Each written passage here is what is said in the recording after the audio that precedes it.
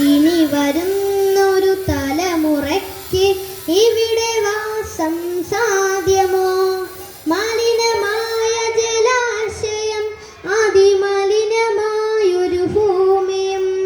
അതെ, നമ്മുടെ ഈ ഭൂമി മനുഷ്യവാസത്തിന് അനുയോജ്യമല്ലാതായി തീർന്നുകൊണ്ടിരിക്കുന്നു.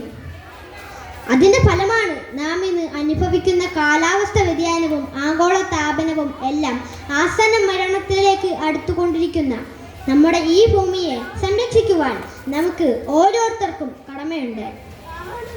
അതുകൊണ്ടാണ് നാം ഭൗമദിനവും പരിസ്ഥിതി ദിനവും മറ്റും ആചരിക്കുകയും പരിസ്ഥിതി സംരക്ഷണ പ്രവർത്തനങ്ങൾ നടപ്പിലാക്കുകയും ചെയ്യുന്നത്.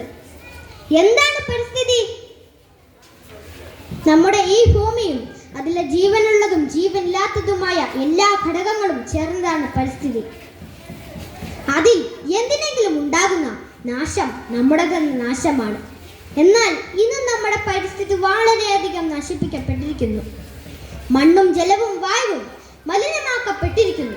ഉപയോഗിക്കുക, വലിച്ചെറിയുക എന്നത് നമ്മുടെ ശീലമായി മാറിയിരിക്കുന്ന നമ്മുടെ ഈ ഭൂമി, നമ്മുടെ ഈ വീടുകൾ, വ്യാപാര സ്ഥാപനങ്ങൾ, ആശുപത്രികൾ തുടങ്ങിയവയിൽ നിന്നും പുറന്തള്ളുന്ന മാലിന്യങ്ങൾ, രാസകീടനാശിനികൾ, പ്ലാസ്റ്റിക്, ഈ മാലിന്യങ്ങൾ എന്നിവ മൂലവും നമ്മുടെ മണ്ണ് മലിനവും നിർജീവവുമായി മാറുന്നു.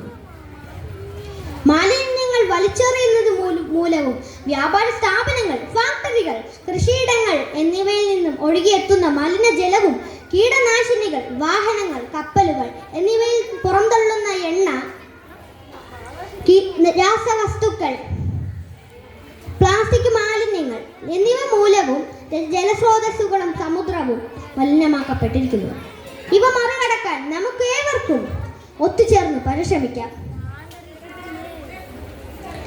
അത് കരുതാതെ പരിസ്ഥിതിയെ വരും തലമുറയ്ക്കായി